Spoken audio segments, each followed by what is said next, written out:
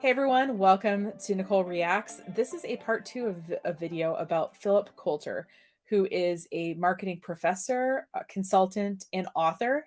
He's written over 80 marketing books and he's considered the father of modern marketing. He's still alive. It's unclear to me whether he's, I guess, continuing to work. He is 91, so I'm guessing not. This talk, which we sort of learned in part one, actually, despite being uploaded 2 years ago, was actually given probably sometime in 2015, probably sometime after April of 2015 since the Apple Watch had come out and he mentioned it. So just consider that as we're watching. And this video is called How to Develop a Marketing Strategy. It was given to a bunch of Italian business people, which again, we didn't know until watching it. So this is part two, and I'll see you on the other side. Not Eve, not Eve. Eve convinced Adam, but it was the snake. The snake convinced Eve to give Adam the apple. So we know a lot about selling, but marketing is only 110 years old. The textbooks on marketing. You might even say, why did we need marketing if you know how to sell? Well, you have to organize your sales force to know where the markets are. Yeah, you can't have conversations with everybody. I feel like I'm a much stronger salesperson than I am a marketer. Because once I talk to someone, I feel like I can sell. And obviously, the marketing helps me find the people who want to talk to me. I would say that that's its role. Your markets, the best ones for you. So marketing started because the sales department needed three things. Salesmen cannot be effective unless they have some information on customers and consumers. So someone has to find the information of where are the companies that are buying things. And finding leads. Oh, there is a certain company that might buy our machine. And then preparing brochures, because if you're going to sell a machine, you need some, even if you don't buy advertising, you need a little colorful pamphlet that would describe your business. So I would say the brochures of today are more like videos. I'm not saying print material isn't still important. It is. I'm just saying that most people, like the last couple of pieces of furniture I've gotten to like assemble myself, there's a QR code and I can watch a video about how to assemble it. So I think that's how we're doing that kind of information now a little bit more often. what happened is originally there was no marketing, but there were sales forces needing some help. So they would add 3 or 4 people who were not selling, but helping the sales force, including an advertising agency. So eventually, they created a marketing department of these people separate from the sales force. And this is a diagram that I used in an article called Ending the War Between Sales and Marketing. Okay. This is a map of just sales. It captures everything you need to know about sales. In other words, good selling means you start with prospecting. You qualify whether that prospect is got money to buy your product and has interest.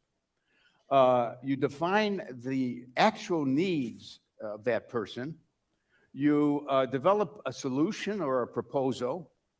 You probably have to adjust the proposal because he's not quite happy with the price. And then finally a contract, and then you implement the contract.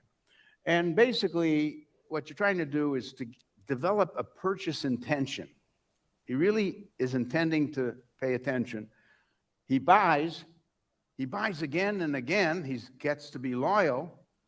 And the best thing that could happen is he likes you so much, he tells everyone else. Don't forget that last step. The last step is called consumer advocacy. Our customer, if you don't have fans, if you just have people who bought your product, but they never talk about you and tell others, it's not good. So unless you're behind the scenes, right? I mean, I've gotten referrals to new clients from our current clients, but some people just want people to think that they're doing it all in-house. And if I'm doing our job right as their marketing team, it looks like it's coming from them. It looks good, but it looks like it's coming from them versus coming from me. So sometimes like people want people like me to be invisible, and I totally get that. So just because they're not like shouting from the rooftops, I don't think it means they're unhappy with the service. I think if they're unhappy with it, they just don't renew services. But where's marketing? There's no marketing shown here. That's sales. So Mhm, marketing is there, but it starts earlier. mhm, So in the yellow is the marketing. And what we mean by marketing is first, it creates customer awareness. We exist as a company.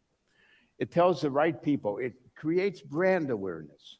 It creates brand consideration. So after a lot of people know about the brand, we guide their thinking to us as the best brand. And then we really succeed if we build what is called brand preference. If I'm going to drink something, it will be Coca-Cola. If I'm going to have a hamburger, it will be McDonald's. That is brand preference, which is the goal. Now, that's marketing. So marketing lays the plans for building up an appreciation of the market. Now, the question is, sales have to then pick up all those leads and move. And sometimes there's a problem of friction between the yellow and the orange. Friction. mhm. One of the frictions is the salesmen say, the advertising money isn't doing much work. My customers don't even know. They never saw your ad, or it's a bad ad. So why are we wasting money on advertising? Why not hire more salespeople? That's logical. If advertising doesn't seem to be working, spend it on salespeople. Or they say, I don't like the quota. I can't sell 100 units a month. That's ridiculous. The price is too high. As a matter of fact, lower the price, and I, as the salesman, could sell more. So there's a lot of friction, and I wrote up this problem in an article called Ending the War Between Marketing and Sales. And that's in the Harvard Business Review. And I won't go over these, but these were 6 ways proposed to bring about more collaboration and harmony between sales and marketing. I think the other thing between sales and marketing is that those two groups are compensated very differently. So, for example, with marketing, typically you're getting paid a base salary, right? And you're educating the client, you're putting out marketing messages. And part of what you're doing is you want to discourage people who like aren't going to be happy with the product or who aren't the right customer, like to not be interested in it, right? Whereas the sales team is mainly being paid by being able to close deals. Most salespeople I know are, either they get a base salary that's relatively small plus commission, or they might even be commission only in some cases. And you get a high percentage if you're commission only, obviously. And so it's in the sales team's best interest that like when they have somebody to like try to get them to buy something, right? So since these two people or these two groups of people are, I mean, they're at the same company, but they are being compensated for and have end goals that are different. It can feel like there's some friction, right? Because as a salesperson, you want to be able to promise the potential customer something that you can deliver on. But as the marketing person or the person maybe who designed the product, I might say, well, we don't want to remake our product for that to make this person happy, right? So there's just some competing interests, and the idea is just figuring that out. And so he has here a way to like basically get marketing and sales to collaborate more often, which I think makes a lot of sense. But maybe if we paid them similarly, um I don't know. I'm not saying restructure all sales teams. I'm just saying that like if we wonder why they're operating differently, they have completely different goals and they're compensated completely differently. So like why wouldn't they? So let me say that marketing's focus has been changing. Okay. Originally, when we got into marketing, we were really just an automobile company trying to sell cars or selling watches. It was the product. Then in the 70s to the 90s, we got into what's called a customer orientation. Everything should start with knowing and choosing your customers. Choose the customers you want and know a lot about them. Then in the next decade, branding as an idea became popular. By the way, some people even think branding is the only thing in marketing, or you No. don't even have to talk about marketing, you just have to talk about branding. But frankly, marketing is a much bigger idea than branding. Branding is done for the current picture.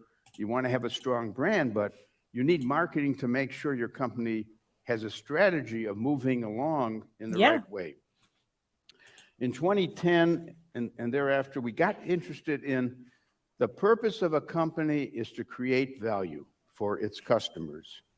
And value is key. Are you And value for its workers. creating real value, better value than your competitors?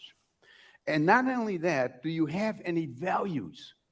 If customers were asked about you and whether you're doing any good for society, And there was a huge housing crash and stuff in 2008. So I'm wondering if the 2010s people are sort of just cost conscious. And so they want to make sure that the money they're paying is a high enough value product. I'm wondering if that's part of it too. can you say, yes, we are? What are your values? What do you care about? Now, I'll tell you, I was in Umbria just at the beginning of my trip to Italy.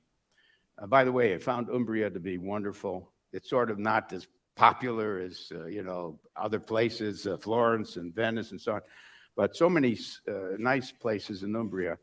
And I got a letter, and I'm in Umbria for 3 days to do some work with some people. And it comes from Oslo, a letter from Oslo. Dr. Kotler, could you come to us May 6th? We have a huge conference on business and society. After all, we are the place that the Peace Prize is given. Mr. Okay. Obama, who got the Peace Prize, got it in the City Hall of Oslo. All the other Nobel Prizes are given in Stockholm, except one. Norway is the place for the Peace Prize. And they were running this conference about business and sustainability, business and society, business and peace. And they were going to have 160 top CEOs there, including the Unilever CEO, who's a wonderful one, Mr. Paul Polman. Dr. Kotler, could you give the main speech about how companies are moving toward more business responsibility? So I agreed. I said, but I'm in Perugia. How do I get to Oslo? And I have to be back in Perugia for the next day's program. So they said they'll send a private plane. So they sent a Citation that had 2 pilots, 1 bathroom, and 4 seats. So I tell the man who I'm supposed to work for all that day of May 6th, can I go to Oslo and change your program? He says, I will change my program if you take me too. His name is Albert Massoni. I don't know if Albert, you're here. But in any case, he said, I'll come. And then he says, we have a famous marketing woman professor. Could she come too? So we had a wonderful plane ride of 3 hours from Perugia direct to Oslo, met all these CEOs, gave my speech, got on the plane again, go back to Perugia.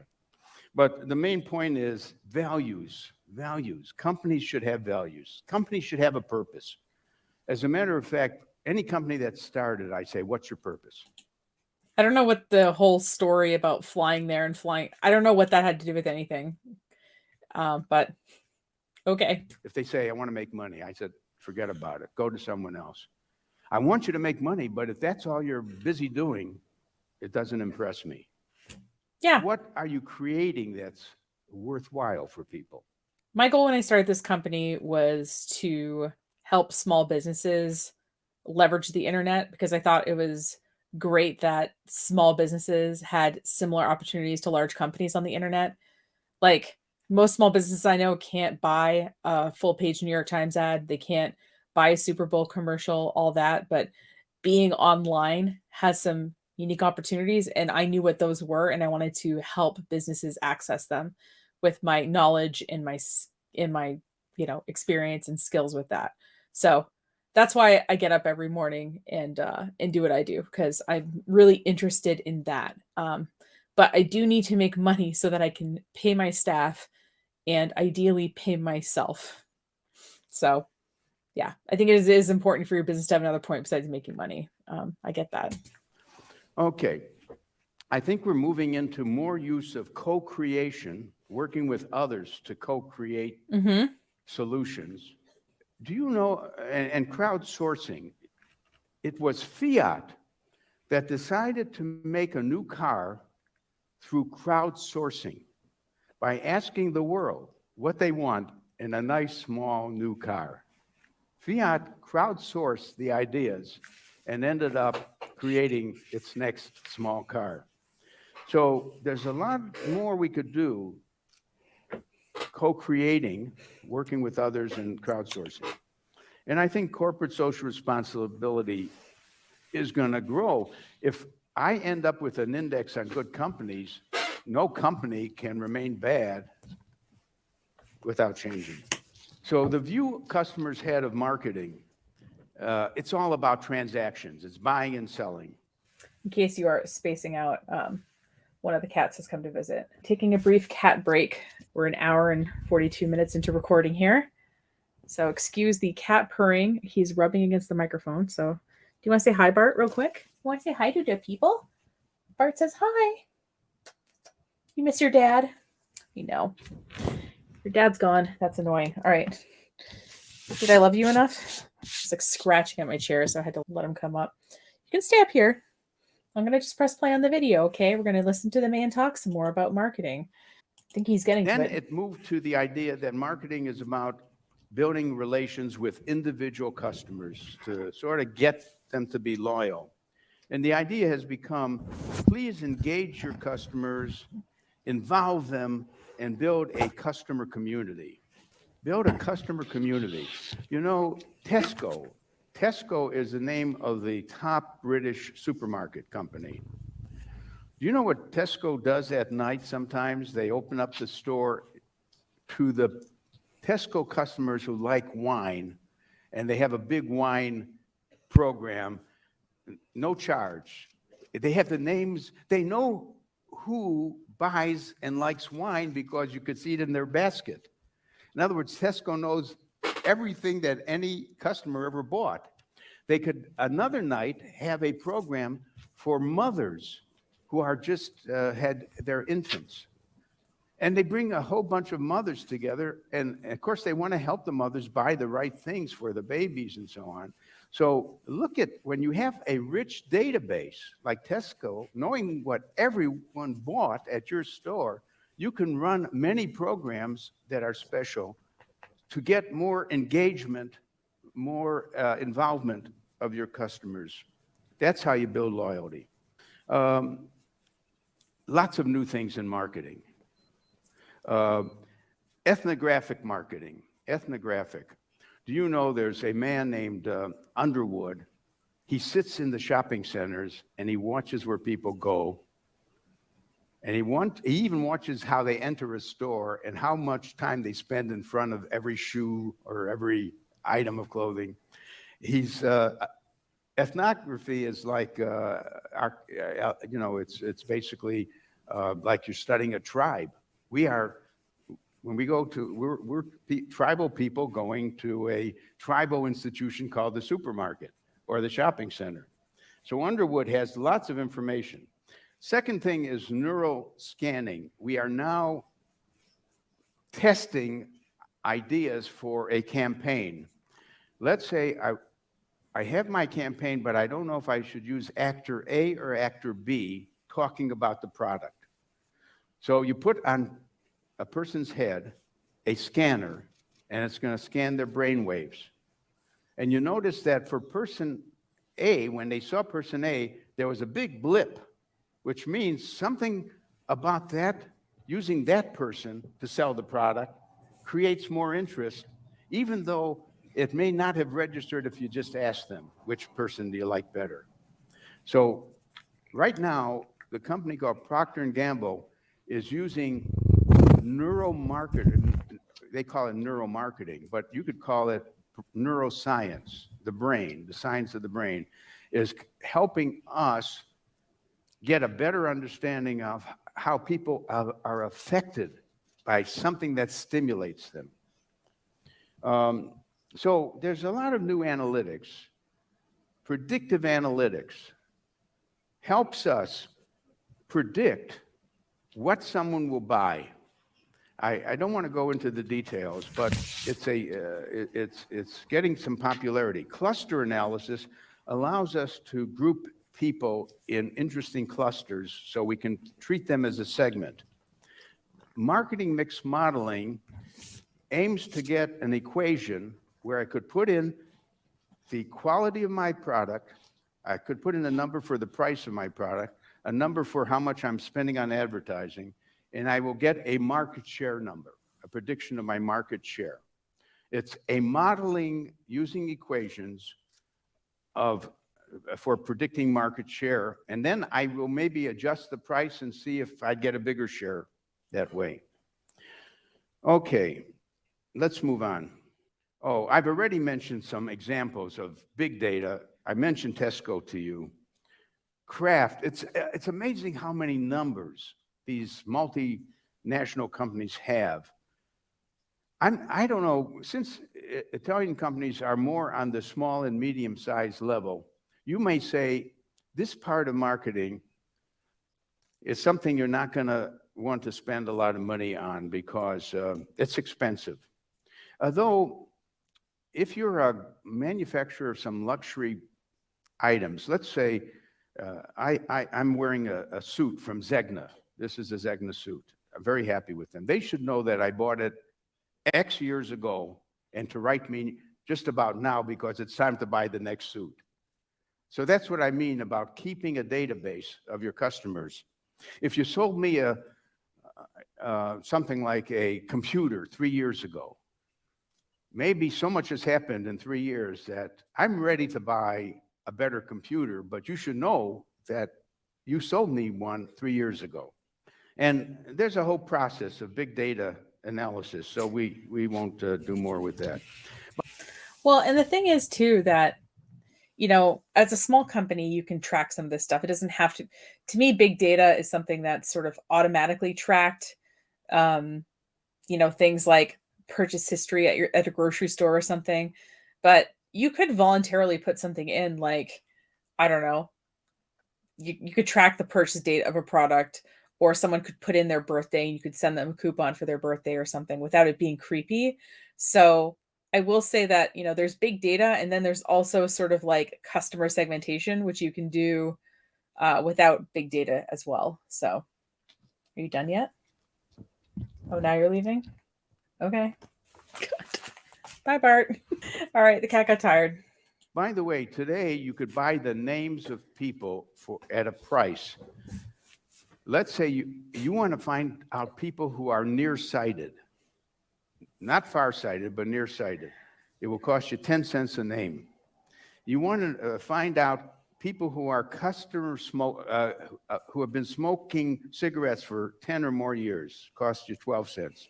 You want to find out the names of people who, like me, do not have hair, because you want to. I like that.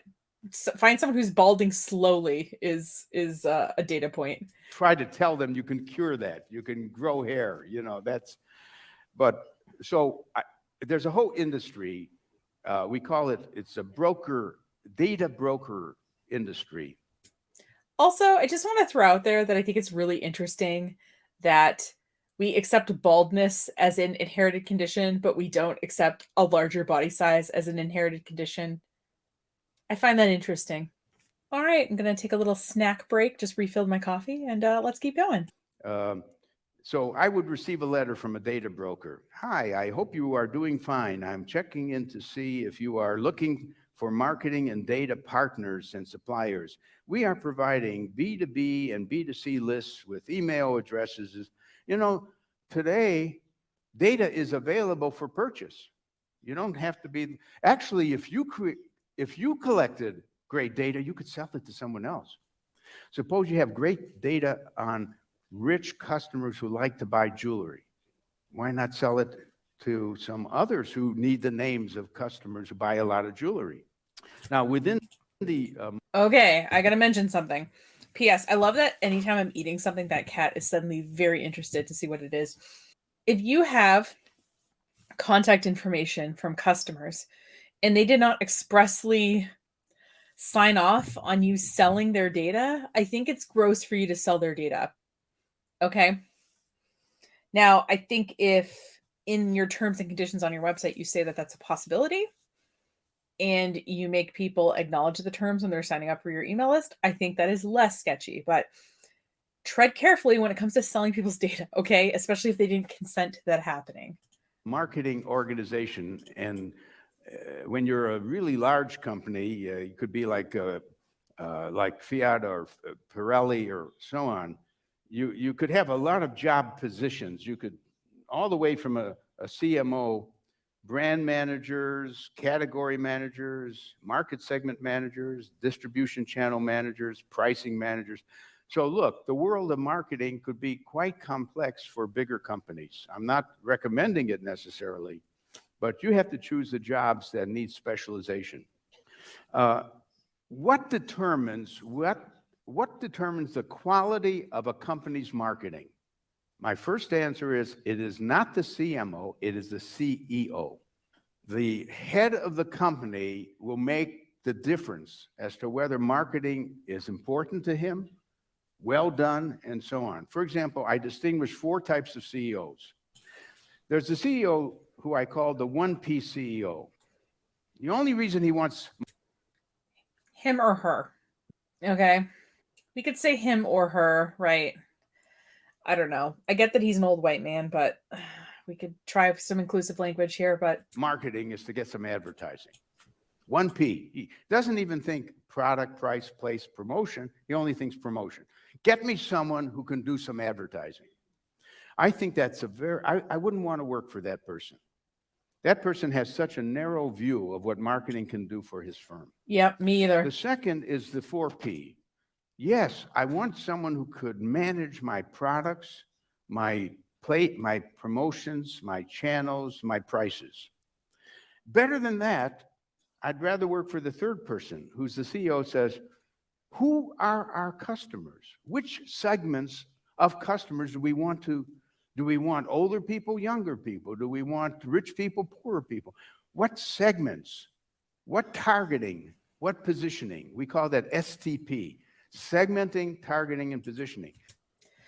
There are very few companies I've ever seen who let the marketers in the company determine the pricing. Usually when you're in marketing, somebody's like, hey, here's this thing I want to sell and here's the price. And it's up to you to kind of make it work. I can count the number of times on one hand I've had a client ask me about pricing and like what I think of their price or how viable I think their price is or whatever. So I will say that seems unusual to me, but. And then you bring in the 4Ps. You bring in the 4Ps after you've decided your segments, your targets, and your positioning. And then there's one kind of CEO, he's the head of Procter & Gamble. He says, ME, marketing is everything. It's not even like the others. He says, every company ought to be run by marketing. Not necessarily by a marketing person, but marketing. It's all about customers. It's about, we're in a world which creates so much product, we have to have someone good at selling product. I'm guessing he likes the marketing is everything approach. That's what I'm guessing. Now the dog's here, so maybe we'll get her to say hi later. So that's what determines the quality of your marketing. See, what happens is when a father runs a company and he grew up with the old mass marketing, and it's an Italian company, and his son went and got an MBA. And technically, the son should take over. First of all, the son has become digital, or daughter, son or daughter becomes digital. All right, there we go, Phil Kolter. Conflict between, there we go. Son or daughter, thank you. Between the father's ideas of how he was successful and the son or daughter who knows what it's going to take. Okay, I could easily tell you what the CMO does, why you should have a CMO. I'm just going to read this very briefly. You could take a picture of it if you want. If I'm not, I'm blocking the picture of it, unfortunately, for some of you. Someone to represent what the customers want. Or you can just make the slides available. Just say, hey, if I'm blocking your view, I will, you can email me and I'll send you the slide deck. Or, hey, I've uploaded the slide deck to this part of the website. You can go here and get it. Just saying, like, there's multiple ways to kind of deal with that issue, right? And think of your company. Someone who will tell us where the customers are moving, how are they changing? Someone who would protect the brand and make the brand stronger. Someone who would upgrade the marketing technology. By that I mean cluster analysis, predictive analysis, factor analysis. Someone who would bring insight into your portfolio of products. Do you have too many products? Are some of them to be dropped? Are there some products you should have that you don't have yet? And finally, someone, and this is our dream, who can measure the return on marketing investment. ROMI, return on marketing investment. See, because the chief financial officer of the company keeps saying, we're wasting our money on marketing. We don't know what it's doing for us. Your answer is, we'll measure it. We will show you why putting some effort on Facebook has actually increased our sales and our profits. Yeah, and a big part of that is when you're sitting in a room of people and they're like, well, this is going to work. Well, this is going to work better. Is I always say, well, let's just test it. Like we can sit and hypothesize all we want of what is and isn't going to work, but like we can also try it, get some data, and then decide if it worked or not. So I don't know. It's part of it is that the leader of the company, if you're the marketing person in the company, has to respect you enough to be able to let you do stuff like that, and give you enough, I guess, authorization or enough like trust that you can run an experiment that would get them that kind of data. That YouTube ad, that YouTube thing we put together was very profitable. So we do want, by the way, this is the latest thing I ever heard, that a company What YouTube ad? Can you like remind us what that was? Maybe I know probably it was in an earlier presentation at this conference or whatever, but just allude to it here. The United States fired its chief marketing officer and replaced him by who? The chief financial officer. Wow. You mean a financial guy Doesn't sound like a good idea to me, but okay. could do better marketing than the marketing guy? Nope. Well, at least the financial guy's going to measure, right? He has to measure. That's why I urge all marketers to learn finance. Please, you're in the business to make money. Well, and you're in the business to like be able to read your stats, right? And what we want to do is be able to show how we wanted to run a campaign, and afterward at a meeting, someone's going to say, hey, how did that campaign go? And we need to be able to talk about it. So let's say Acme company that you're working with okays you to run a campaign for this new sneaker. Okay. Acme company's new sneaker. They're giving you a budget and they're letting you run paid ads. Obviously, you're going to do some social media posts. You're going to do an email marketing campaign. There's going to be a landing page on the website about it, and obviously a product in the online store. And then there's all the stuff happening, like people searching for Acme company or people searching for the name of that new sneaker, right? So what you want to do is establish the data of all that before the campaign, during the campaign, and after the campaign. So how do you get that data? What does it mean? Is this typically higher than your normal data? What are some reasons you think that happened? What's going on besides what's going on your online properties? What's the online sentiment about the campaign? What do search terms look like? So if Acme company normally gets 1,000 searches a month, is it getting more in the month after you did the marketing campaign? That kind of thing. And what you need to be able to do when you're sitting in the meeting and someone says, hey, how did the campaign for our new sneaker launch go? You need to be able to give them those numbers, what they mean, summarize whether it worked or didn't work, and say what you think the next steps are. That's what they're looking for from you. So, yeah, the reason I think that I like marketing, besides the fact that I get to be creative, is that there is that number side, which I really like as a former science major, and I think about being able to read data, interpret data, and being comfortable with that, being, comfortable looking at a graph, looking for patterns and information. That's the part I really like. So I think as a marketing person, you have to be prepared to pull that stuff together too, in addition to being able to approach talking about something creatively. Among other things. So you better be good at thinking about asset turnover and the cost of money and what is your return on your money. I do not know what asset turnover and cost of money is. So maybe I'm not as good a marketer as I think I am. So the CMO has a busy job. Mhm. However, he should only spend 50% of the Or she. time doing marketing. He should spend the other 50% working with the chief finance officer, working with the chief manufacturing people, working with the personnel people. Yeah, marketing is one of those things where like you need to understand the big picture of the company to be able to communicate about it. So I think that's really good advice.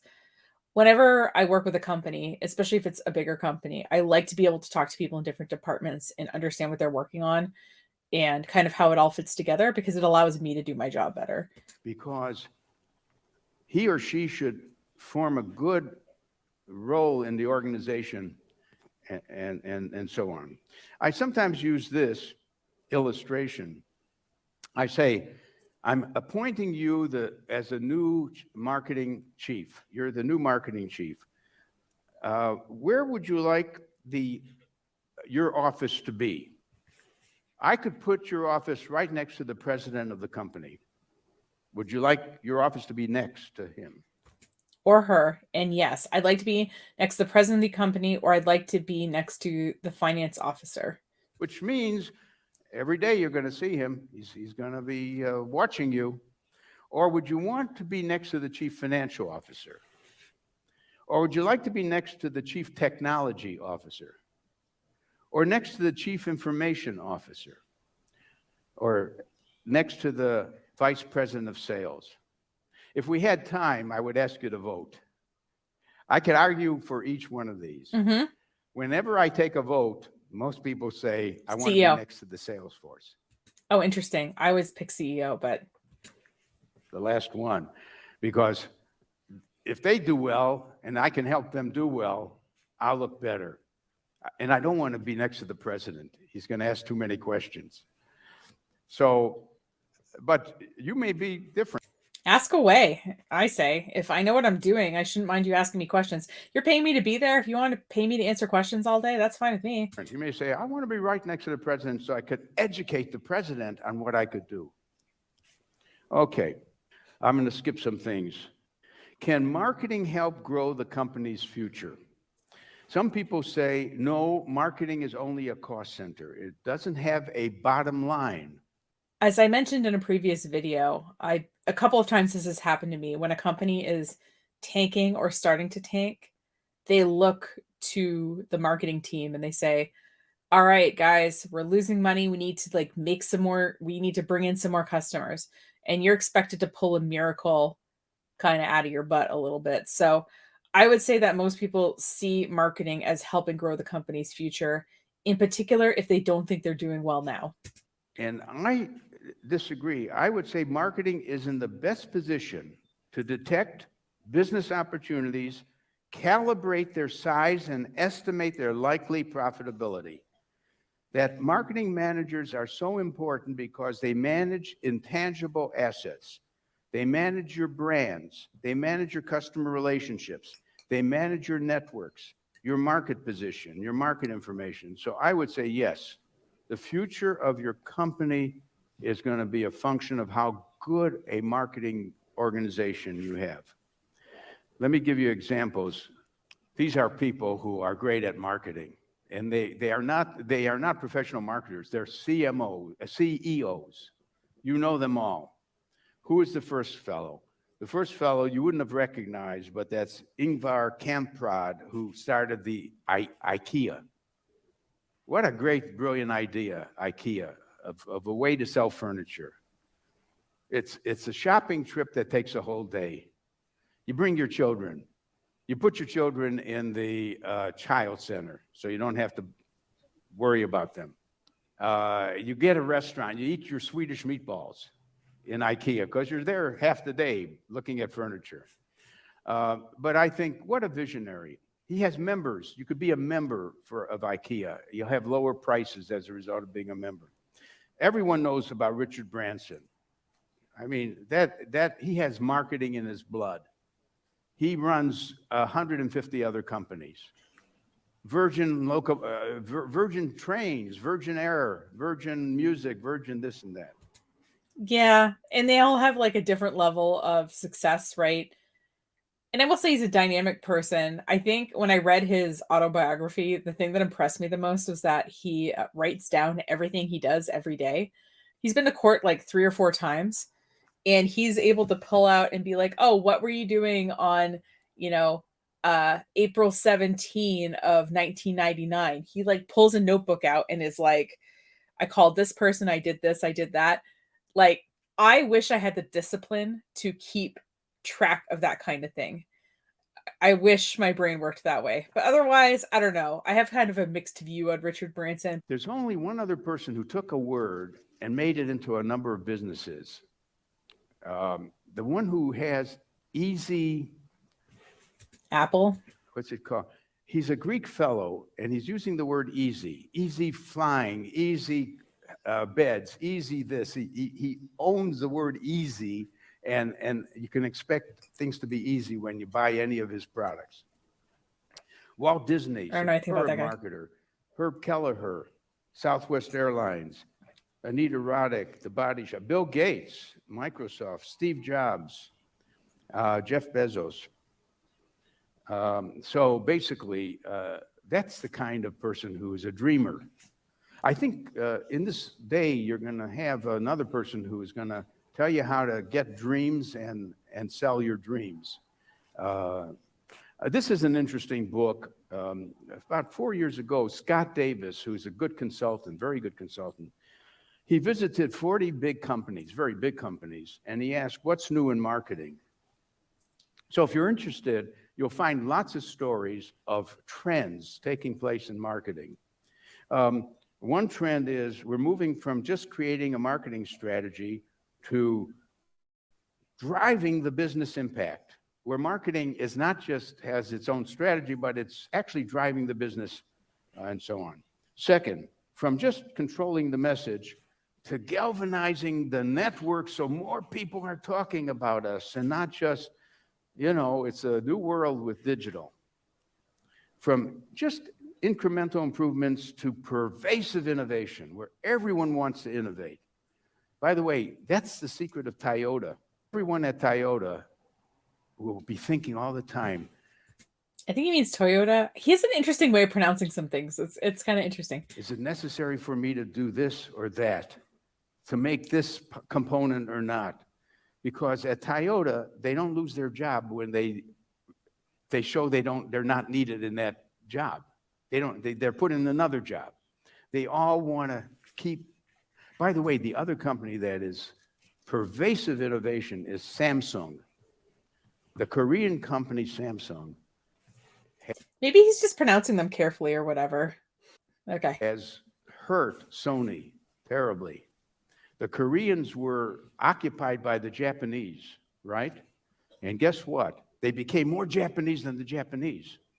They are more Japanese than the Japanese. What does that mean? And think of their company LG. Think of their company Hyundai, the auto company. Think of Kia. So Samsung is got the bug of pervasive innovation. Fourth shift, from managing marketing investments to inspiring marketing excellence.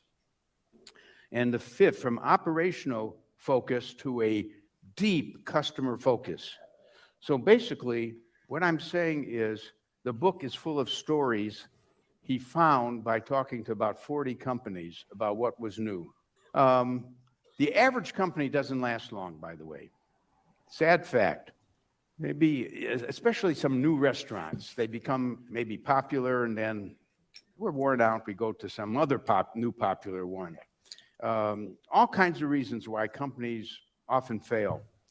By the way, in Italy, it may be partly because the company is run in a way to maximize short-term profit. So you pay. But isn't that how big American companies are run? Like, doesn't the CEO, to try to keep their job, try to maximize short-term profit, and then, you know, they do as much as they can, and then they turn over like within a couple of years, and then there's a new CEO who does the same thing. Isn't that like a problem with corporations right now, is kind of making short-term gains to make themselves look good, but at the detriment of potential long-term gains? Maybe that's something that I'm distilling from information I've read that isn't actually correct, but just something I think about. Pay yourself back in dividends. You take the money out. You don't do R&D. You don't want to grow the company to last forever. Problem, it could be a cultural problem. So, yet there are some companies that have lasted so many years. What is their magic? By the way, the oldest organization in the world is the Catholic Church. I like that it's a business. Interesting. 2,000 years of being in business. And they're not taxed. They're a nonprofit, right? Oh, there's something there, but my own feeling, I am not Catholic, but my own feeling is they need to adjust.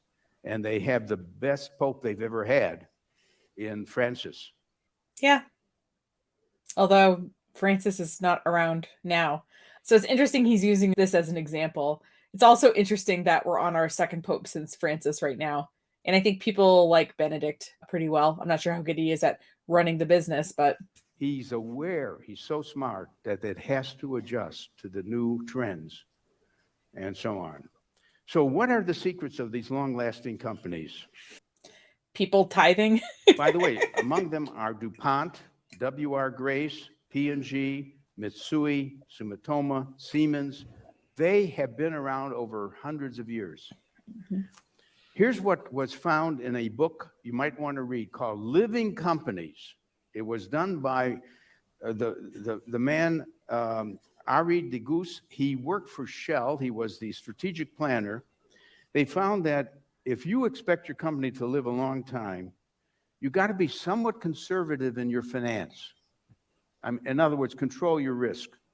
You got to be sensitive to the changes going on in the world. You got to be aware of who you are. You have an identity. If it's a good identity, don't lose it. Don't compromise. Be authentic and tolerate new ideas. Don't be afraid of new ideas. They're good for you.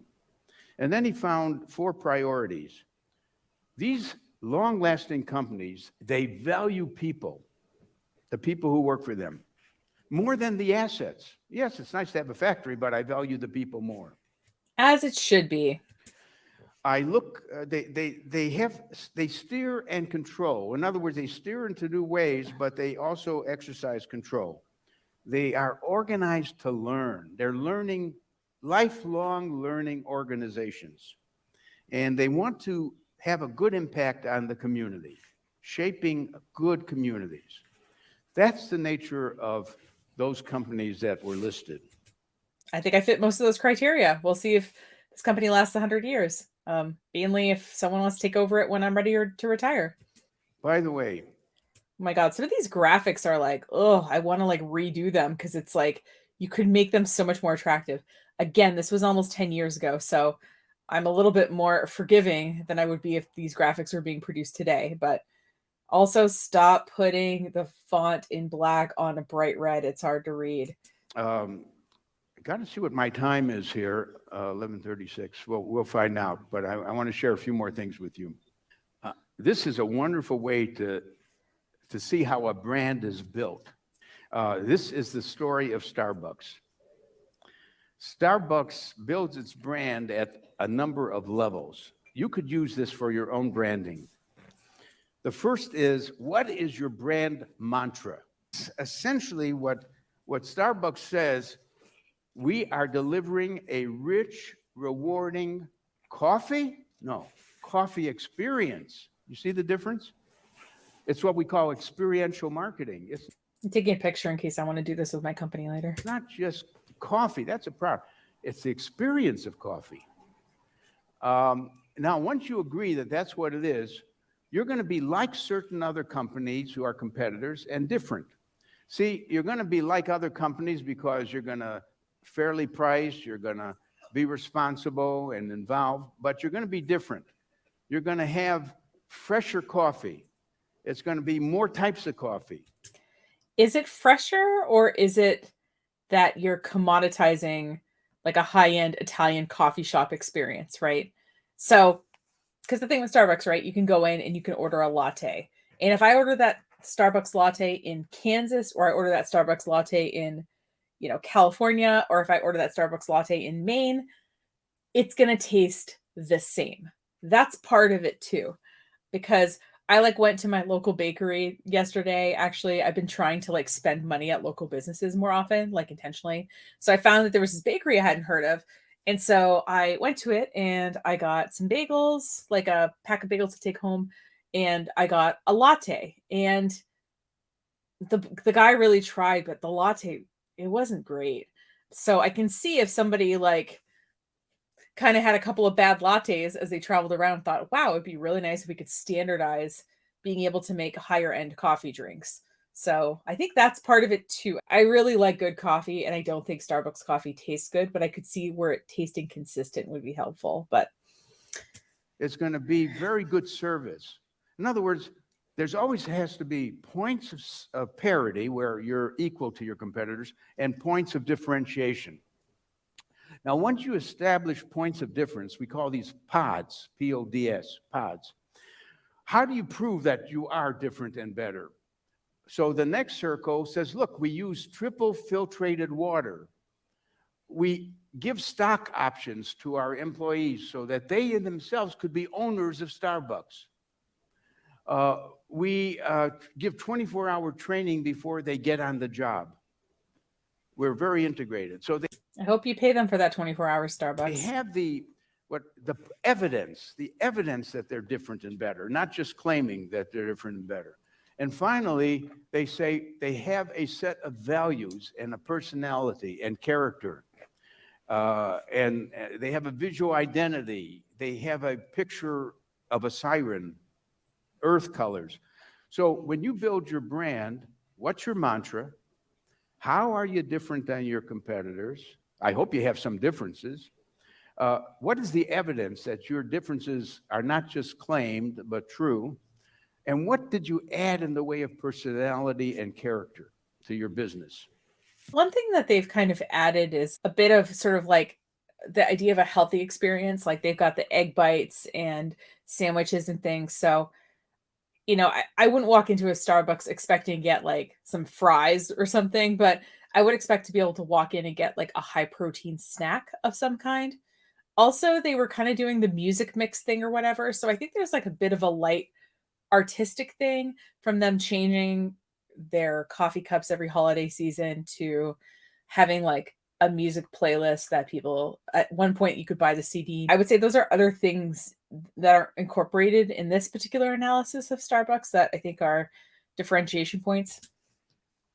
By the way, I've been talking about consumer examples, but I've been very close to B2B, business to business. Most of the world is B2B. Most of the world is business. Really?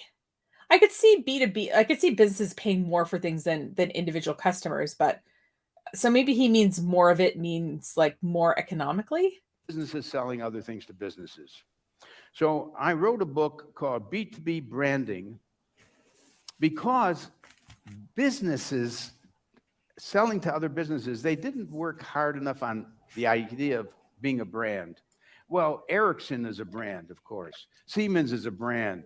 Yes, some of them do it. As a matter of fact, listed here are the companies I selected as the best ones doing good branding, even though they're a B2B company.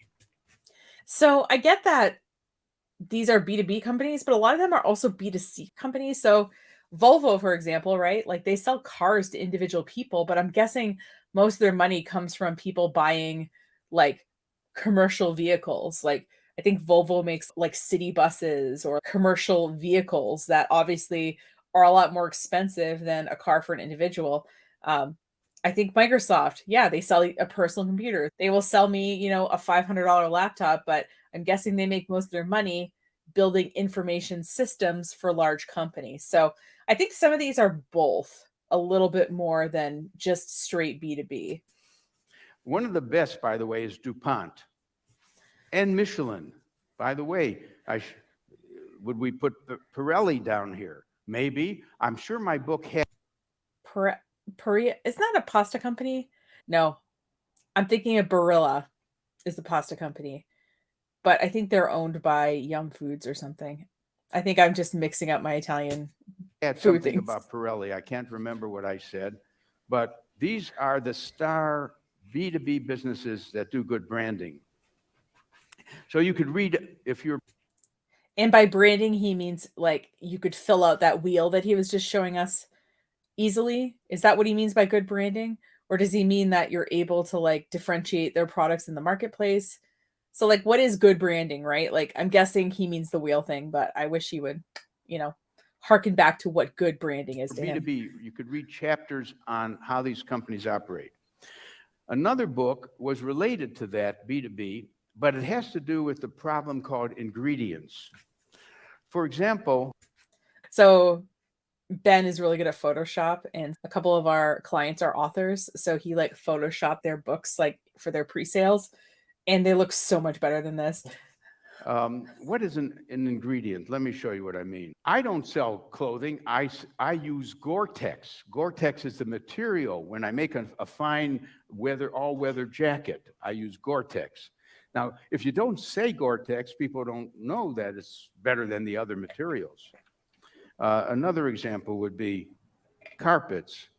Not only do I make carpets, but I use Stainmaster. So if someone drops some coffee on the carpet, they can clean it off very easily. Stainmaster becomes an ingredient which you don't see in the carpet, but it's there. Not only do I sell you diet drinks, but I'm using NutraSweet. Now, NutraSweet is one of those things you don't know necessarily about, but it is giving you sweetness without the sugar. Cooking utensils, Teflon, bicycle gears, Shimano making very good gears for bicycles, Dolby for sound systems. And one of the best examples is Intel inside. See, Intel, the chip inside your computer is. Okay, I'm gonna be a picky slide design bitch here. I want where it says clothing and Gore-Tex, I want it to line up with the top of the book.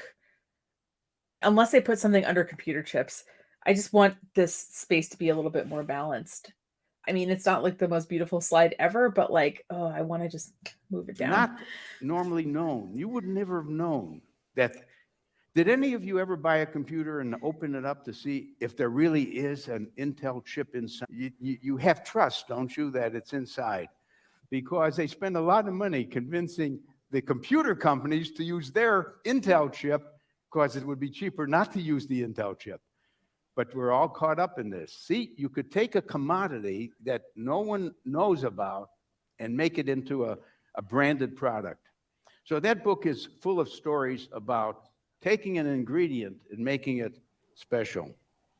And Swarovski. Okay. I mean, you could buy crystal and crystal, but Swarovski really makes very fine crystal. I still want to move it down, but oh my God, this is like a marketing expert. I want to make his slides look better. Philip Kolter, if you ever watch this video, please hire me. I will make your slides look better. Okay. Like a lot better. Marketing is more than just products and services. That's what we call commercial marketing. Very big development called place marketing. I wrote a book called Marketing Places. I went to a city called Bilbao in Spain. Nobody ever went to be a tourist in Bilbao. Bilbao is a nice city. In the 1920s, it was a rich city, but everyone wants to go to Madrid or Barcelona. So they said, how do we get more tourists? I said, well, you got a place marketing problem. You're not well known and there's no reason to come here necessarily. They said, well, what do we do? And I said, well, you build an Eiffel Tower. Oh, no, but Paris built an Eiffel Tower. We can't be a copycat. I said, well, build something that people have to see. You got to give them a reason to go to Bilbao. I said, even build a museum. Oh, we can't build a museum. We don't have much good art. All the good art is in Madrid. I said, it doesn't matter. Make the museum a work of art. Or rather than doing an expensive project, why not like decide what your market differentiator is? So maybe it's that you're the gateway to the Alps or something. You're not at the Alps, but you're within a 2-hour drive of, 4 major trailheads. And you also have the best stromboli. No, that's not. I forgot they're in Spain. You have the best. I literally can't even think of a Spanish food right now. And, every year you do a contest for the best tapas, and there's a whole tapas festival. So rather than building infrastructure, you can also, build events. You can also sort of categorize yourself as offering a certain kind of thing and putting that out there to attract visitors to your region. But it has to be a bit of a group effort if you're going to do that kind of thing. You can't be the only business saying, oh, this is the kind of destination we are. You have to be working with other businesses, nonprofits, and individuals in your communities. And they did. They hired Frank Gehry, and he designed this fantastic museum that has not good art. It itself is the art. And they used to have chartered flights from Japan to go to see that Frank Gehry museum in Bilbao. So place marketing now. And I'm guessing the cheap flights was part of how they were able to grow that. There are some experts who could take a city and make it work better, get more tourists, get more companies to invest and move in. Person marketing is how do you help a person get better known? Let's say a celebrity. So I wrote a book called High Visibility. High visibility. How do you get attention? Nowadays with the internet, you can really do a job. As a matter of fact, one of the most popular new types of books are called Me the Brand. Hey, each of us is a brand. If I'm an electrician, I want to be known as the best electrician or the best plumber or the best accountant or the best lawyer. What do I do to get high visibility? Because then I could charge more. So branding has come to people, not just to products and services. And social marketing is how to use marketing to help people live healthier. How can I help you understand why you should stop smoking? How can I? When we think of social marketing, I mean, I think we should move people toward healthier decisions whenever we can. Obviously, if we can as marketers, I think, selling unhealthy things would not be my favorite, but I think he's kind of putting the whole, moving people towards healthier options thing with social marketing in a way that other marketers like me, I don't attribute social marketing to marketing healthier choices. I do think I would have a hard time doing work for a company that I knew was actively harming people health-wise or otherwise. But he's the one who's putting the health meaning into social marketing here. That I don't think this is a shared idea with the rest of the marketing community. Help you avoid hard drugs, not to get into that habit? How can I help you watch out for HIV, AIDS, and so on by your behavior? How do I campaign to get you to, and how do I get you to exercise every day? How do I get you to eat better foods? Less salt, less fat, less sugar. So social marketing, we just published our 5th edition with new examples of 200 or 300 cases of where marketing ideas were used to help people change to a better behavior through campaigns and so on. And we don't confuse that with social media. It's social marketing. There's another term called social media marketing. It's how to use social media in your marketing, but I'm talking about marketing used for social purposes. And then, of course, Italy knows very much about political marketing. Every politician, I think it started with Obama. How could this young man who was just a lawyer teaching constitutional law at the University of Chicago become president? Um, Besides his personal charisma, he had a whole system. It was one of the first politicians to use the internet, to use social media. And it worked brilliantly. Now, every politician has to have people who are digital, who can use the networks to get messages out. Right. And Obama's platform, which was easy, was hope and change. So it wasn't just vote Obama, it was vote for hope, vote for change. So the reason the campaigns were successful is that the idea was really unifying. And it was also easy to understand and resonated with people at that time. And I'm sure would still resonate now. Although maybe some of us have a little bit less hope than we did back in 2008. Now, let me ask my sponsor, is this about 5 more minutes? 5, yeah, because there's more. I could be here all day. By the way, when I used to come to Italy, it was a full day of my talking. I love that he's like 5 minutes, and I'm going to take time to tell a story. Okay, it looks like we've got 10 At the left end, here. I'd have no voice. On digital, what's this about? First, I list on the left traditional media. All of you should be using that. On the right, I list the new media. What I'm saying, do not give up the traditional. It has a function. Give up some of the traditional or scale it back if you need to liberate funds to do the digital stuff. It's good for brand building, brand awareness, big ads and all that. But start giving some of your advertising money, let's say 10%. 10%. This is like 2015, more than 10%. To some millennials who you've hired and say, here, go on Facebook, do something, look around.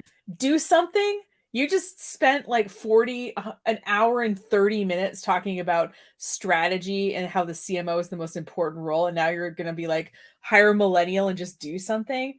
No, it's equally strategic to all the stuff you were talking about before. You know the media. Tell us what we could try to do with 10% budget.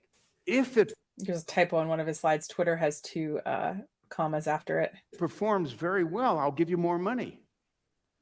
How about you did very well? Here's 20% of our budget. So 10% of the overall marketing budget you get? I don't know. I think you need to give a little bit more than that. Also, if you're gonna prioritize like new customer acquisition over something else, like I'm gonna probably spend most of that on ads, honestly. So the question is, you don't say anything like, I should only spend X% for digital. Instead, you experiment. If it works, you give it more. My prediction is digital will be 50% of the budget in about 3 to 5 years. Okay, and that's where we're at now, so that kind of makes sense. That the work you're going to do in communicating will be done by 50% digital work and 50% traditional. I think it's more digital than that at this point. By the way, they interact. Yeah. Every time you see an ad or hear it, it may say, for more information, go to www. So it interacts very much. Oh, by the way, this is just a sad picture about a lot of industries that have been destroyed by digital. I have less sympathy for some of these than others. The thing is, like, we saw these changes coming, and I think there would have been ways to deal with them. But yeah, but if you just say like, oh, it's not going to happen to me, then obviously you're not going to be in a position when it finally starts happening to do anything about it. But like, look at big box retailers, okay? And during the pandemic, they made it so you could pick up stuff. Suddenly big box retailers, okay, cool. I can pick it up locally, but I don't have to wander around, a 3-mile wide store looking for something. I can order it online and pick it up. So I think probably big box retailers are going back up after the pandemic because they offer that convenience now.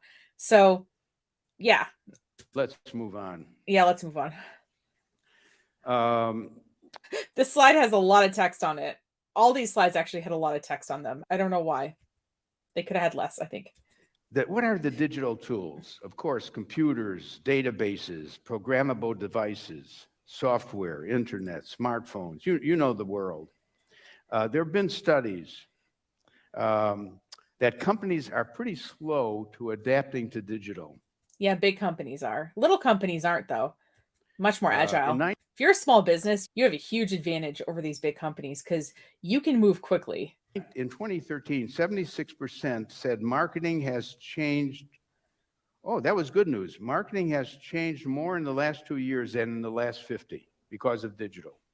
Only 9% strongly agree. I know that our digital marketing is working. At that time in 2013, they were doing digital, but they weren't sure it was working. But like, whose fault is that, right? Like, I mean, there's ways to tell if it's working. And if you don't, I guess, educate yourself on like how to know it's working, yeah, I guess you're not going to know that it is. 60% say digital marketing approaches are in a constant cycle of trial and error. So you're going to be wasting some of your money doing digital. You're going to waste some of it doing the traditional ones too. Not everything you do traditionally works either. I mean, that's the thing with marketing. It's all an experiment. But you're going to be learning. Yeah, you're always learning. I love this picture. I don't know where this guy is from. He's smoking a cigarette. He's probably raising money and he's got a phone. The point is the new media must be blended with the You didn't just take a picture off the internet, did you, Philip Kolter, and not cite the source of the photographer? old media in a mutually You wouldn't do that, right? reinforcing way. If you ask me whether P&G uses digital, yes. Today, they officially say 25 to 35% of their budget for their soaps, for their diapers, is digital work, and the rest is still traditional work. I bet over half of it is digital now. Companies have to get better at search engine optimization so that your company's name or your brand will be the first to show up. That's a whole world in itself of how you get to be seen faster than your competitors. Be aware that big data requires a dramatic change in the skills in your company, the leadership of your company, the organization of your company, the technologies and the architectures. So to go digital is not just to have some people doing digital. You just said hire some millennials and tell them to do something. He's giving contradictory advice here, in my opinion. It's really calling for a reorganization. Yeah. Because the power is shifting to the customers. And I think that's great too. I think customers should have all the information they can to make a purchasing decision.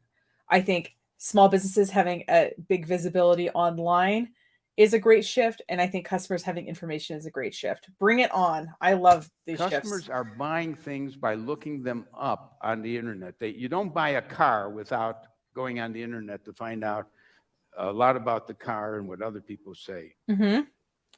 In Asia in particular, the consumers are on their iPhones and their other things all the time. I think we've caught up with Asian countries now, here in the US anyway. In fact, if my wife is an example, she does not go into stores anymore. She never goes into stores. Every day packages arrive. Everything is ordered online. About 20% of the packages are returned. We pay a little for the mail. She is that new shopper who doesn't see any advantage to going into a store. Now, other people want to go in and touch the fabric and so on. Even then, the big problem of stores is people go in to see the merchandise, then they go online to buy. So the store is changing into an advertising media. If you're selling electronics, no one's buying in the store. It shows the electronics, but you go home and order it. So it's a problem for stores. What's the solution though, right? Giving them incentive to order in store, charging them for a consultation to recommend them the right product. Those are just two potential solutions I can think of. But, you know, when a problem presents itself, like there's got to be a solution, right? Or maybe stores need to get smaller. Maybe instead of, you know, maybe there's a small store and you get to go in and you get to test out the technology and then you know, you go home and buy it or whatever. I don't know what the solution is, but like there's a shift, right? And so in acknowledging the shift, we're acknowledging that we can make the shift. Marketers are underprepared for the new age. That is, the Are people who they? ran marketing have to go into a learning training. Do you know that Imagine that. You couldn't have just learned something in college and just spent the rest of your life coasting. Welcome to my freaking life, man. Like, I've been doing this for 15 years. Everything keeps changing. I keep learning new stuff. The last couple of years, I've upped my video editing skills. The years before that, when things were more toward blogging, I got really good at blogging and SEO. Like, your skills are always changing, but they always end up being useful for the new skills you're building on. So, boohoo, having to learn new things. Welcome to the internet, where everything's changing. CEOs in some companies are giving an hour a week with a young man or woman in the company being told what digital is? Why should I have to tell them what digital is? Like, there's podcasts, there's YouTube shows, there's publications, there's all this information about what it is. You can hear it from a young person if you want, but you can also just find this information yourself. The CEO wants to know more about it, and he sits at the feet of a digital person to learn what's involved. Yeah, if someone knows more than you do, you sit at their feet to learn. That's how it goes. If it's a younger person and that makes you feel weird, I guess sorry about that, but So this is an IBM study from 2011 saying that at that time, we were pretty unprepared and that CMOs have to become more financially minded. I made that point to you. So to increase your digital activities, there's a lot of things to do. Have a good website. By the way, you'll know what's a good website? Mobile friendly, fast loading, searchable information hierarchy that's easy to index, up to date information so that the search engine crawlers or bots or whatever come back and re-index it all the time. Integration with your social media and stuff so that people can get back and forth. if you have a good website in two ways. One is to ask your customers who've used it, how could we improve our website? Or you can just look at the data and see, okay, do you have a mass exit on certain pages? Do people spend a very short amount of time on your website? Stuff like that. See how many pages they go through on your website. If they just see the first page and never do anything more, it's not getting to them. Yeah. Secondly, ask experts to improve your website. Buy customer information that tracks the interest patterns of specific consumers. You could find out from Facebook a lot about what people are buying and moving and get interested in. One of the things you want to know is, are you talked about on the internet? Does anyone talk about your company? I guess if no one talks about your company, that's okay. It's better than if they were saying bad things. Normally, if you're talked about a lot, if you find some things that are coming up that are bad, you better correct that very quickly. Lots of other things here. Lots of other things here. So encourage customers to send emails with questions, increase content marketing to customers and prospects who give permission. So content marketing is they give their name and typically email address and they get like some kind of free digital resource. Maybe it's a webinar or a how-to guide, something they would find valuable. That's content marketing. You make a piece of content, and to get that piece of content, they give you an email address or a phone number to get it. So basically, we God. got a process here. We got to plan, we got to manage, we got to execute, we got to measure. Okay. And the interesting thing I wish you would have spent more time on this, but is in the next slide. I wish you would have spent any time on that because that is a marketing plan. In the old days, the only time you would buy help from an outside firm was to buy your marketing research from an outside research firm, or you would buy your advertising from an advertising agency. Today, I can distinguish 9 other Oh my God, I want to fix this graphic so bad. things you might buy. You may want to buy database management and warehousing capability. In other words, NCR, Oracle, IBM, all of them will compete for your wish to get a good database going. Or you may want better business intelligence and analytics. Here's a bunch of firms that say, hey, I could help you know more about your competitors in an honest way, but I have skills. 3, marketing mix. I could build a model of your market and how If you change the prices, it will predict your market share. Or campaign management, or other things, all the way to that last one. Maybe you should do what the airlines do. The airlines look at how many seats were sold on the plane that's going to leave 3 days from now.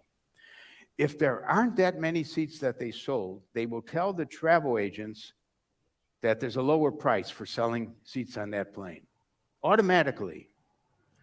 And if they, on the other hand, if they have sold almost all the seats, the rule says raise the price on the next remaining seats because someone will need a seat and you can charge more.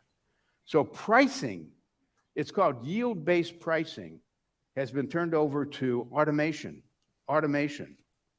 So what I'm saying is today, the big complaint I get.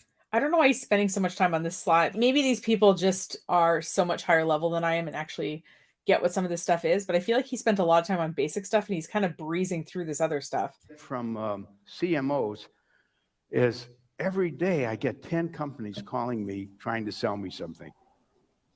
There are so many specialists to help with your marketing. I should listen to the right ones, but I don't want to spend my time. By the way, what's worse is that sales people are finding it harder to get to see the customer. Many customers say, I can know so much about your business without seeing you. I just go on the internet and I learn about you in so many ways. I don't need to even give you 15 minutes. So we're wondering what's the future of the sales force if people are so well informed without a salesman visiting them. And so the corporate social, this is another piece of glass I collect, by the way, but I like this piece because it shows that the earth is delicately balanced, very near to falling off if it isn't careful. We got to, the new 3 Ps.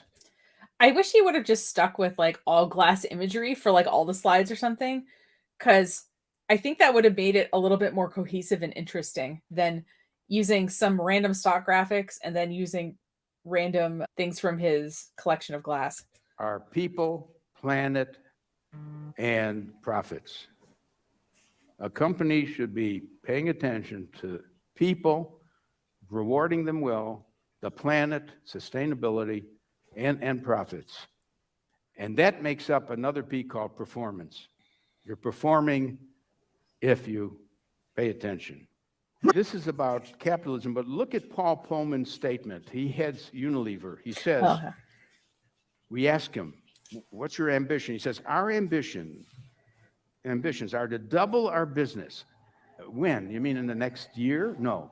In the next 5 years, double our business. But to do that while reducing our environmental impact and footprint, it has to be done via more responsible consumption. We all admire this man. Yes, he wants to grow his business, but he wants to do it in the right way. Fair enough. Why is there a space between the first bullet point but not the other bullet points? Philip Kolter, I can fix your slides. I can make them look great. Do you know what he wants to do? He wants to measure Unilever's footprint, carbon footprint, and reduce that carbon footprint. Because eventually we may put a tax on companies. Ding, ding, ding. That's the reason he wants to reduce it. It's going to save him money. I mean, it's the responsible thing to do, but it's going to save him money. So higher where there's more carbon damage, more carbon being released in the air, more methane, more bad things. So that's the kind of management we want. Marketing 3.0, which I co-authored with my friend. I just want to say this. You can read the book, but basically it talks about a movement from just appealing to the mind of the customer, to appealing to the heart of the customer, to appealing to the spirit of the customer as we develop our mission, our vision, and our values. And it's full of illustrations of companies like the S.C. Johnson Company, how everything they do is very caring about the planet. And so one more book that would be of interest if it comes up. I think I think he's like, how many more slides do I have? Where is this By going? the way, remember this slide. You all know this. This is called the Maslow hierarchy of needs. Mhm. In Africa, many countries, they're just at the physiological level. They just need food, health care. I wonder why the continent that's super rich in resources is not rich in money. I wonder why that is. Care. We, so we, as we move to safety, we get a shelter, we change our needs. As we move to belonging and want more part of a group, and then there's esteem, and then self-actualization. You have to be pretty well off to even start thinking about self-actualization. Mhm. But I want to add to self-actualization that you should also think of other actualization. How do you help others actualize? Yeah, it's nice to fulfill your dreams, but how do you help others also have that chance? So this is one of my favorite books. I wish I had written it, but I know the people. Try to do this in Italy. They did this in the United States. They Firms of endearment. That's cute. stopped people on the street and said, is there any company that you love? So some people said, well, I don't love a company. Well, is there any that you would miss? Once they said that, I would miss Google. I would go crazy if there was no Google. I would miss Coca-Cola. I would miss, so 25 companies ended up being mentioned repeatedly. These are companies people love in the United States. But do they love the company or do they love the product? Let's do it for Italy. Let's find out which Italian companies do people in Italy love. But here's what they did with this. They found out that all of these firms were highly profitable. They outperformed their competitors. They had happier employees and customers, more innovation, more profitable suppliers, and they were more environmentally involved.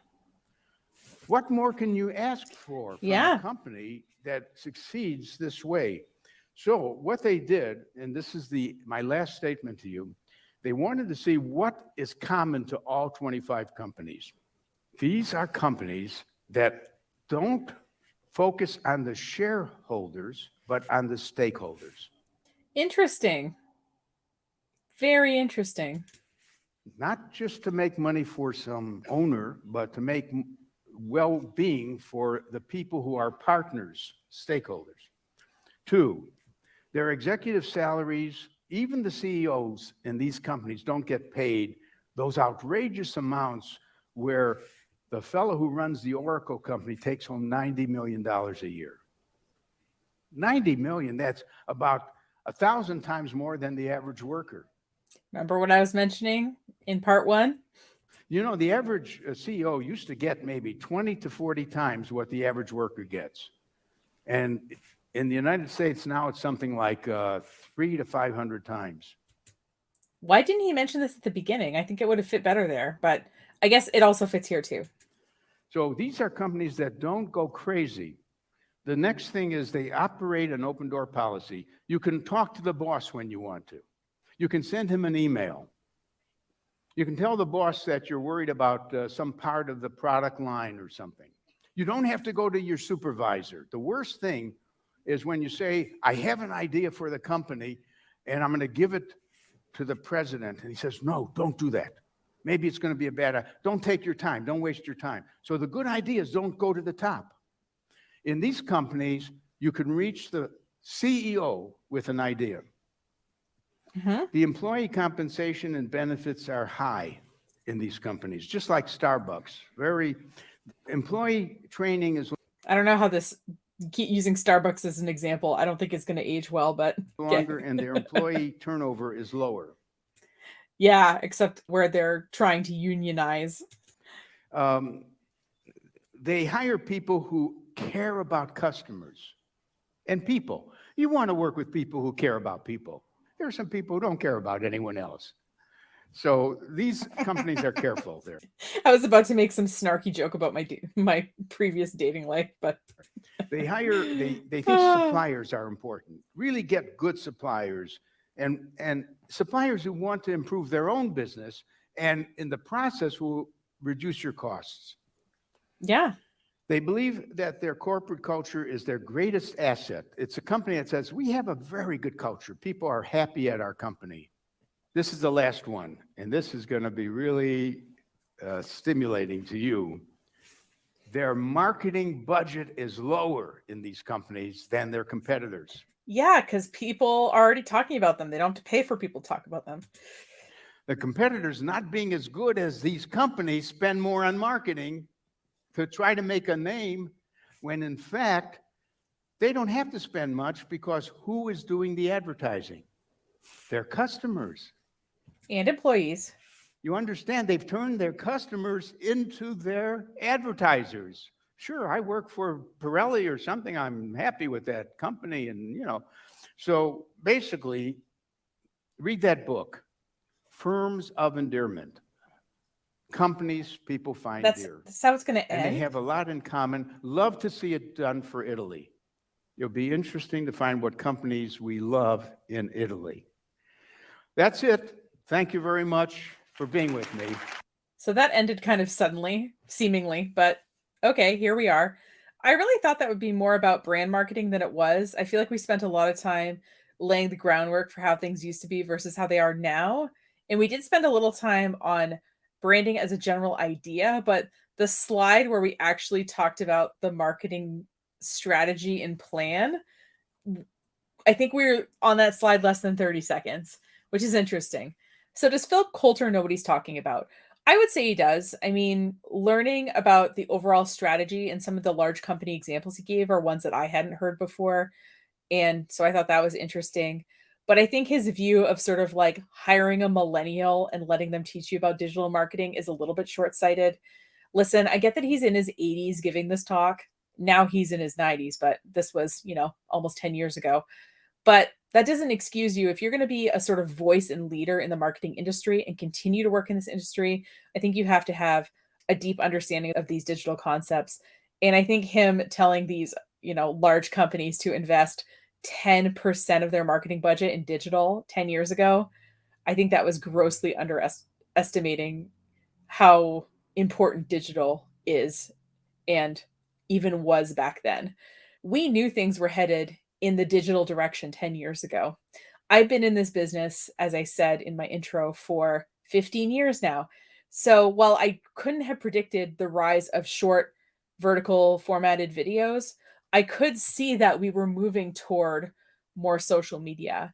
And what I'm seeing now is that, the novelty of being friends with like your dentist or the girl on your high school cheerleading squad on Facebook is starting to wear off. And now we want to connect more with like-minded people and maybe potential strangers. I'm seeing that sort of anonymity and stuff from the 1990s, like the chat rooms and having handles and stuff. I'm seeing that go back in, the TikTok algorithm, in the uptick in using sites like Reddit and other places where you can anonymously talk about things in more detail versus the social networks where you're just kind of connecting with people I think that we're kind of headed into that direction. Now, how that's going to play out, I'm not exactly sure, but I do know that increasing investments in digital marketing and valuing those investments is going to be important no matter how big your company is. So that's all I got. Thanks so much for watching. If you have a marketing expert or even a specific video or something that you want me to talk about in the Nicole Reacts series, you can leave a comment on this video, or you can use the contact form of our website. That's a great way to get a hold of me more anonymously. And if you want to lightly keep in touch, our monthly email newsletter is a great place to do that. If you go to that page on our website, you can see past issues of the newsletter to see if it's your thing before you sign up. It comes out once a month, so we're not going to bug the crap out of you. So have a great rest of your day, and I will see you next time. Take care.